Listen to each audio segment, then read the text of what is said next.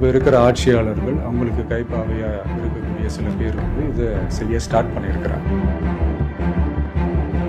அறிவு திருவிழா நடத்தி 4 நாளுக்கு அப்புறம் தான் அவங்களுக்கு தெரிஞ்சிருக்கு இப்படி ஒரு விழா நடக்குதுன்னு. என்ன கேட்கறாங்க? எப்படி நீங்க அறிவு திருவிழா நடத்தலாம்? யாரை கேட்டு நடத்துனீங்க? எதுக்காக நடத்துனீங்க? அறிவு இருக்கிறவன் திருவிழா நடத்துறான். அதுவும் அறிவு திருவிழால அவங்களை விமர்சிச்சு பேசிட்டோன்னு கோபம் வேற.